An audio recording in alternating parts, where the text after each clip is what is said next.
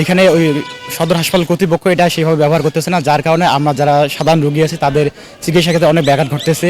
আমাদেরকে যারা আমরা গ্রাম থেকে এসে এখানে চিকিৎসা নিতে, তাদের আসা যাওয়া একটা সমস্যা, কিন্তু আমাদের এই হাসপাতাল কর্তৃপক্ষ এটা সেভাবে ব্যবহার করতেছে না, যার কারণে আমাদের চিকিৎসা ব্যবস্থা অনেকটা আমরা মানে ব্যাঘাত করতেছে, আমরা অনেক সাফার করতেছে। এখানে সরকারি হাসপাতালে দুই একটা অ্যাম্বুলেন্স আছে, তার মধ্যে লাইফ সাপোর্ট অ্যাম্বুলেন্সটা আছে, এই অ্যাম্বুলেন্সটা আমাদের মানে ব্যবহার করা দেওয়া হচ্ছে না।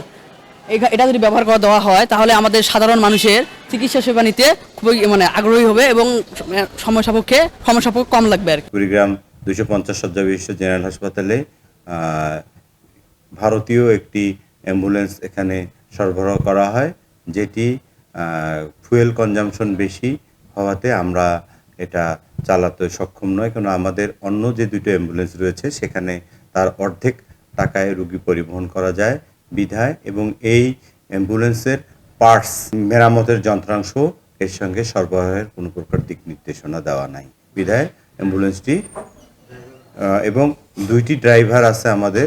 এখন তারা এই অ্যাম্বুলেন্স চালাতে গেলে অন্য অ্যাম্বুলেন্সগুলো বসে যাবে, তারা চালাতে পারে না, আমাদের মাত্র 2 জন ড্রাইভার রয়েছে।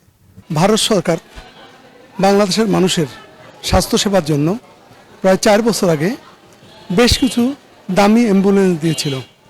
এই লাইফ সাপোর্ট অ্যাম্বুলেন্সটির দাম প্রায় কয়েক কোটি টাকা।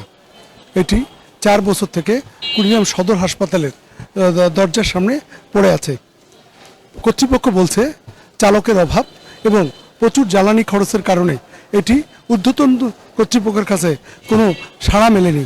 তারা বারবার বলল, তাদেরকে কোনো সাড়া দেয়নি, যে কারণে চালকের অভাব এবং জ্বালানি তেলের কারণে নতুন একটি অ্যাম্বুলেন্স নষ্ট হওয়ার উপক্রম হয়েছে। এই 250 শয্যা বিশিষ্ট হাসপাতালে মাত্র 2টি অ্যাম্বুলেন্স রয়েছে, যা এই অঞ্চলের মানুষের জন্য খুবই দুর্ভাগ্য, এবং প্রয়োজনে এই সরকারি অ্যাম্বুলেন্সও পাওয়া যায় না বলে জানা গেছে।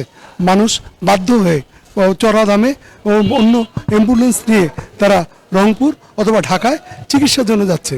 এতে অনেক গরিব রোগী তাদের অ্যাম্বুলেন্স না পেয়ে মৃত্যুর মতো ঘটনা ঘটছে।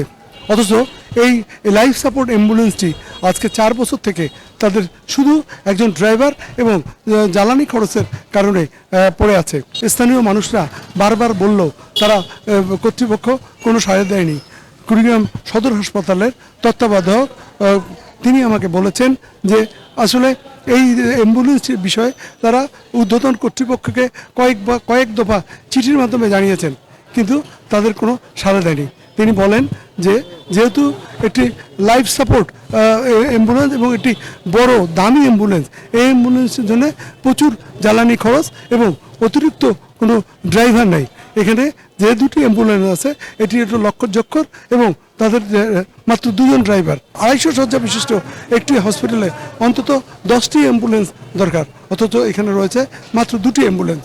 বেসরকারিভাবে এখানে যে অ্যাম্বুলেন্সগুলো রয়েছে, কুড়িগ্রাম থেকে রংপুরে একটি রোগী নিয়ে যেতে প্রায় 4 থেকে 5 হাজার টাকা নেয়, এবং এতে গরিব মানুষরা, বিশেষ করে এই অঞ্চলের মানুষ অধিকাংশই শ্রমজীবীর উপর নির্ভরশীল এবং নদ নদী বেষ্টিত এলাকার মানুষ।